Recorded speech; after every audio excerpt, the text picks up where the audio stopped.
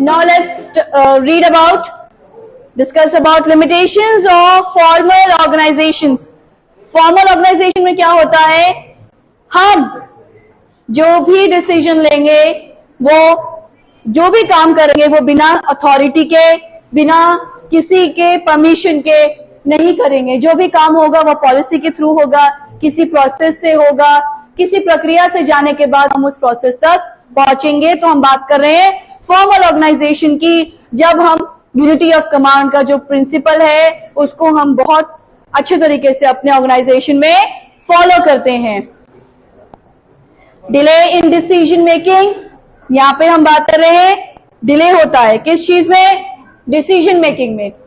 It may be lead to produce procedural delays as the establishment of chain of command has to be followed which increases. और यहां पे जो chain of command है वो बढ़ जाएगी, the time taken for the decision making. Decision making में जो समय लगा है उससे वो क्या हो जाएगा, बढ़ जाएगी. सो लेट करता है प्रोसीजरल डिलेस में, जिसमें हम एक चेन ऑफ कमांड की बात कर रहे हैं. हम इंक्रीज कर रहे हैं the time taken for the decision making. यहां पे डिसीजन में समय लगता है क्योंकि हमें पहले अपने टॉप मैनेजमेंट ने बोला, फिर वो अपने मिडल को बोलेगा, फिर वो लोअर पे जाएगा, फिर एम्प्लॉइज उसको करेंगे, तो इन चीजों में समय लग जाता है. तो लिमिटेशन तो पहले यही हुई कि ये एक लेंथी प्रोसेस है, समय लगेगा यहाँ पे काम को करने में. Then inadequate recognization of creativity, जो पुअर ऑर्गेनाइजेशन है, practices may not provide adequate recognition to creative talent since it does not allow any deviation from rigidity laid down policies. यहाँ पे जो क्रिएटिविटी होती है एम्प्लॉयज की वो भरकर सामने नहीं आती है. क्यों नहीं आती क्रिएटिविटी? क्योंकि यहाँ पे आपको हक नहीं है अपने आप से कोई काम करने का. यहाँ पे आप जो भी काम करते हैं वो काम आप एक पॉलिसी के थ्रू ही होगा, एक प्रोसेस से होगा, एक प्रोसीजर से होगा. अपने आप से आप नहीं करेंगे. यहाँ पे रिजिडिटी मीन्स स्ट्रिक्टनेस होती है आपके अंदर, क्योंकि आपको उन पॉलिसीज, उन प्रोसीजर्स के थ्रू ही जाना है. आपका टैलेंट यहाँ पर नहीं मायने रखता. आप कितने भी क्रिएटिव हो वो मायने नहीं रखेगा जब आप एक फॉर्मल ऑर्गेनाइजेशन में हो. लिमिटेड स्कोप होता है. Formal organization place more emphasis on structure and work, ज्यादा ध्यान देते हैं स्ट्रक्चर पे और काम पे. It ignores the importance of interpersonal relationship and human needs. ये लिमिटेड स्कोप है, ये इंटरपर्सनल नीड्स पे ध्यान देता है, सोशल साइकोलॉजिकल नीड्स पे ध्यान देगा. किसकी? एम्प्लॉयज की सोशल और साइकोलॉजिकल नीड्स पर ध्यान देता है. यहाँ पे एम्फसाइज किस पे कर रहे हैं? इंटरपर्सनल रिलेशनशिप की बात नहीं हो रही है, यहाँ पे ह्यूमन नीड्स की बात नहीं हो रही है. ये लोग ध्यान दे रहे हैं, एम्फसाइज कर पा रहे हैं. मतलब जो आपके आपसी रिलेशनशिप्स होती है ना, आप एक ऑर्गेनाइजेशन पे हो, आप ये सोचते हो कि आप बहुत सी चीजें यहाँ पे आपको बहुत सी चीजें ऑर्गेनाइजेशन पे रहने के बाद इग्नोर करनी पड़ती है, ध्यान नहीं देना पड़ता है. आपको इस तरीके से काम करना पड़ता है कि आप अपनी नीड्स को पूरा कर पाए.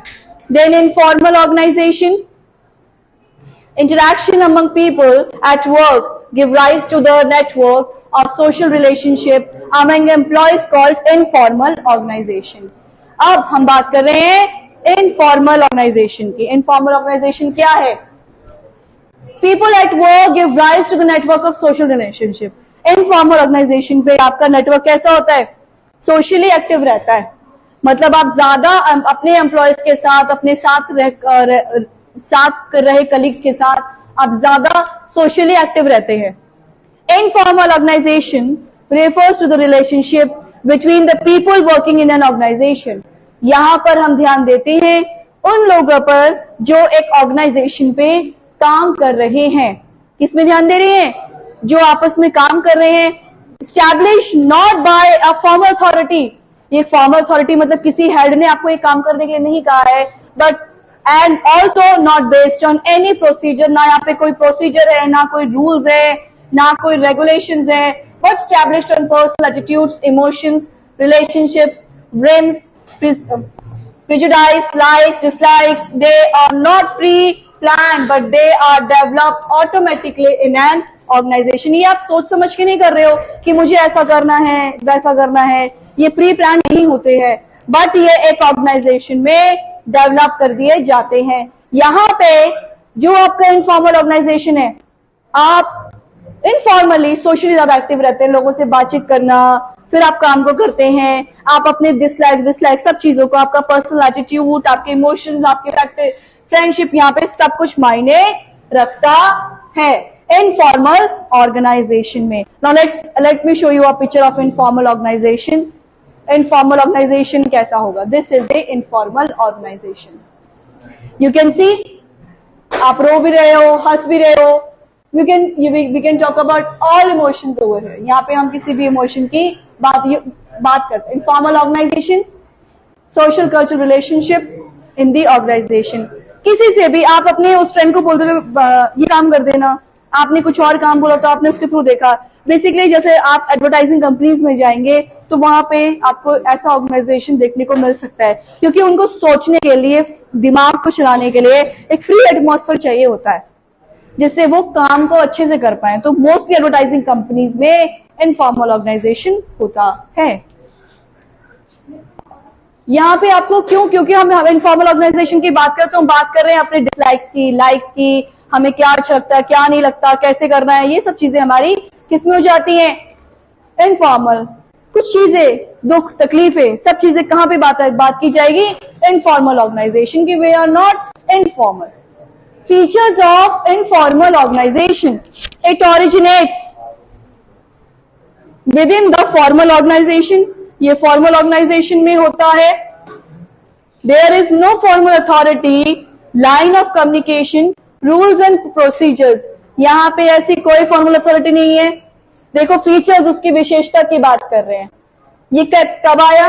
जब formal organization में strictness को देखा, employees में कर रहे काम को देखा, तो थोड़ा सा उन्होंने फ्री बनाने के लिए इनफॉर्मल ऑर्गेनाइजेशन आया, जिसमें कोई फॉर्मेलिटी नहीं है, नो फॉर्मल अथॉरिटी. कोई कम्युनिकेशन ऐसा नहीं है कि आपने पहले इससे बोलना, फिर उससे बोलना है, फिर उससे बोलना है. मैंने जैसे मान लो अमन ने पहले अंकित से बोलना है, अंकित ने फिर आयुष से बोलना. तो ऐसी कोई प्रोसेस नहीं है कि आपने इसी चेन के थ्रू जाना है. आप डायरेक्टली भी मिलकर उससे बात कर सकते हैं, डायरेक्टली भी अपने बॉस के ऑफिस में जाकर उनसे डिस्कस कर सकते हैं, अपनी क्वेरीज को आप बात कर सकते हैं. तो यहाँ पे जरूरी नहीं है कि चेन ऑफ कम्युनिकेशन एक प्रॉपर सीक्वेंस में हो, ऐसा जरूरी नहीं है. देखो वर्ड का ध्यान रखना. इनफॉर्मल ऑर्गेनाइजेशन में they are saying chain of communication, no formal authority. ऐसा कुछ नहीं है कि आपको बहुत फॉर्मली या प्रोसीजर्स के थ्रू चलना है. ये कब आया? ये आया फॉर्मल ऑर्गेनाइजेशन के बाद ओरिजिनेट किया गया, जब देखा गया कि वहां पे ऐसा होता है. यहाँ पे जब आप होते हो या जब आप सोशली एक्टिव होते हो, सोशली एक्टिव होना जब आप दूसरों से बातचीत करते हो, तो आप इसमें पड़ जाते हो. You involve, you develop on the basis of likes, dislike, love and affection. और आप इन चीजों में अपने आप ही भर जाते हो. आपको कुछ चीजें अच्छी लगनी शुरू हो जाती हैं, कुछ चीजें आपको अच्छी नहीं लगती हैं, कुछ चीजों से आपको आप डायरेक्टली अटैच हो जाते हो, कुछ चीजों से नहीं. It is no definite structure और फॉर्म. उसका कोई डेफिनाइट स्ट्रक्चर नहीं है, कोई भी फॉर्म नहीं है. हम बात कर रहे हैं इनफॉर्मल ऑर्गेनाइजेशन की. Now, advantages of formal organization.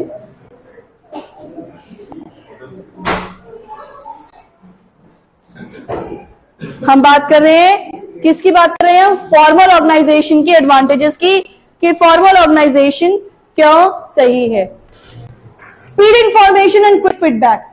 आपकी इंफॉर्मेशन बहुत तेजी से फैलेगी, रूमर्स जैसे फैलते हैं. आपने कुछ बोलना है, आप फटाफट से वहां पर बोल सकते हैं. Line of communication skeletal principle in formal organisation, so message can be reach within short time. और जो आपकी लाइन ऑफ इंफॉर्मेशन है उस पर आपका इतना ज्यादा फोकस नहीं होता है.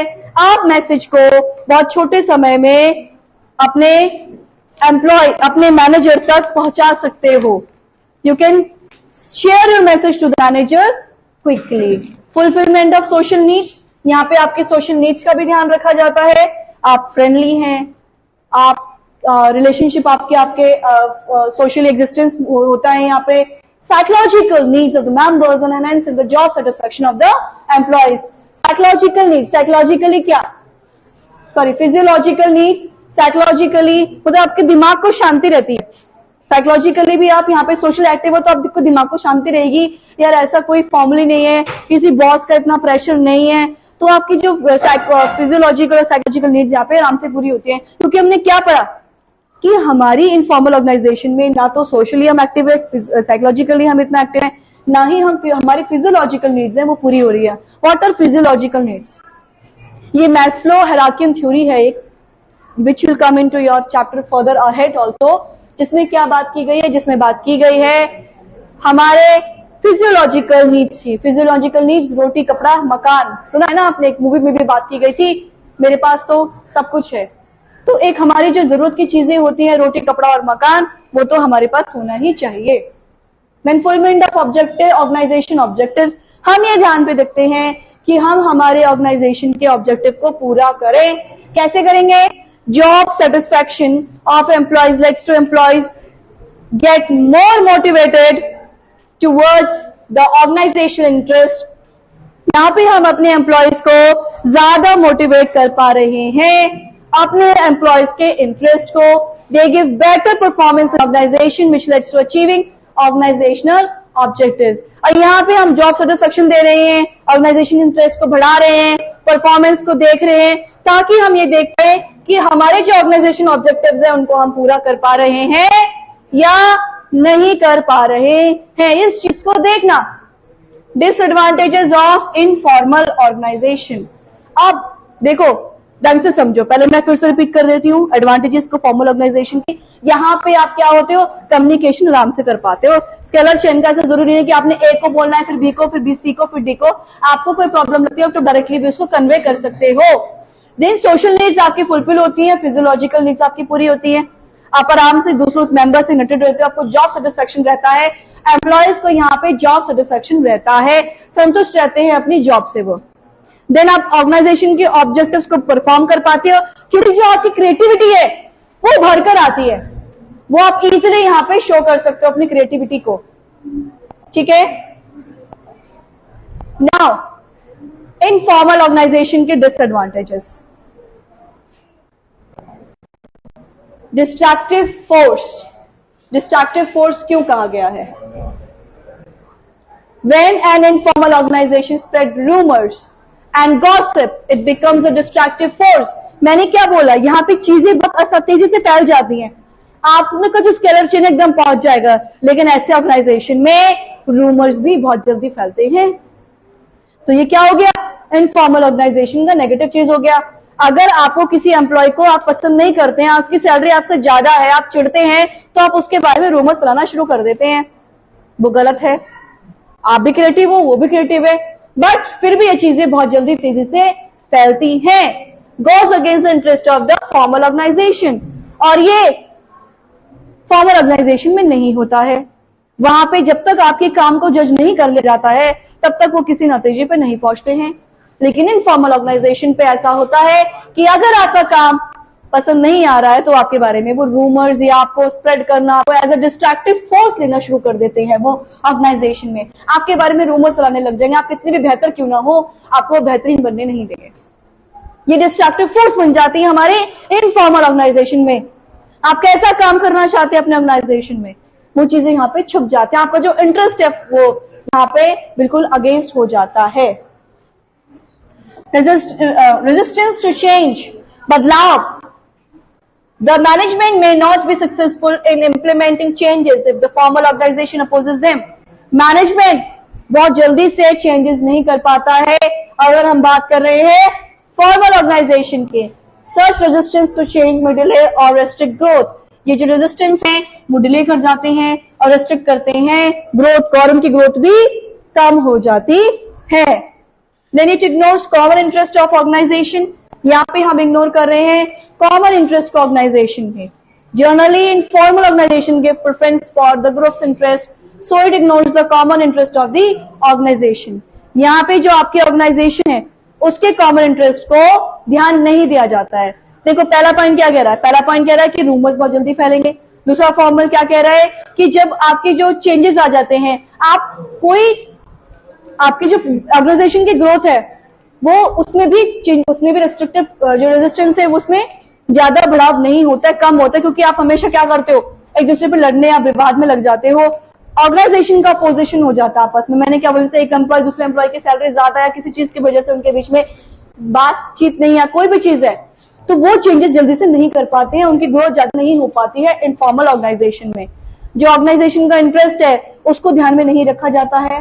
वो अपनी जो इनफॉर्मल ऑर्गेनाइजेशन में जो आपका ग्रुप का इंटरेस्ट है उसको इग्नोर किया जाता है। आप अपनी पर्सनल ऑब्जेक्टिव्स को अचीव करने में ज्यादा ध्यान देते हैं। बात करते हैं डिफरेंसेस की of the formal and informal organisation. What are the differences of formal and informal organisation? Meaning, क्या मीनिंग है फॉर्मल ऑर्गेनाइजेशन का? Structure of authority relationship created by the top management. Formal organisation में सबसे ज्यादा काम किसका है? क्या स्ट्रक्चर बना रहे हैं? कौन बना रहे हैं? Top management. इनफॉर्मल में कौन कर रहे हैं सब काम? किसके हाथ में? नेटवर्क, सोशल नेटवर्क कैसा रहता है? स्ट्रांग रहता है यहाँ पे। तो out of the interaction among the employees, तो सोशल रिलेशनशिप होती है एम्प्लॉयज के इंटरेक्शन सब चीजों के बाद। Then origin arises as a result of organization rules and policies। ये क्या बन रही है? ऑर्गेनाइजेशन के रूल से और पॉलिसी से किया जा रहा है।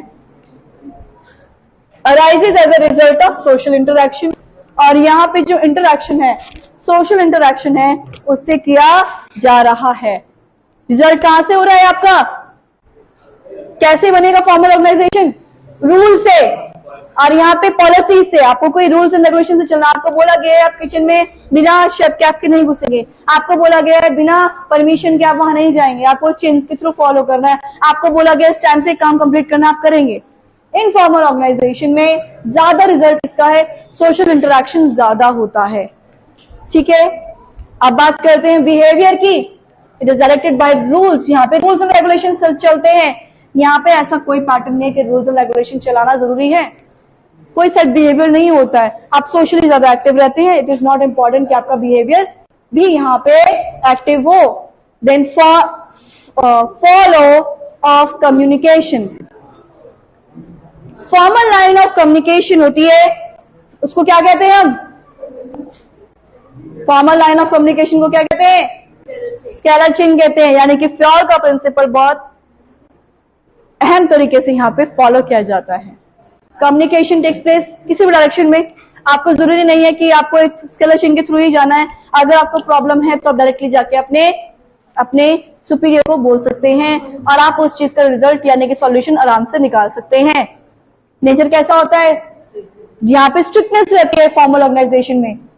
आपको टाइम लिमिट दिया है, आपको करना है तो करना है। यहाँ पे फ्लेक्सिबल रहता है, टाइम लिमिट ऐसा कुछ नहीं होता है। देन लीडरशिप कैसी होती है? यहाँ पे कौन लीड कर रहा है? मैनेजर्स लीड कर रहे हैं। Leaders may not or may not be the leaders, they are chosen by the group. आप लीडर जरूरी नहीं है वहां पे लीडर्स हो, वहां पे आप अपने आपका जो ग्रुप होगा वहां पे आपका अपना लीडर होगा और आप उसी की बातों के थ्रू आप अपने काम को करेंगे। यहां तक सबको समझ में आया?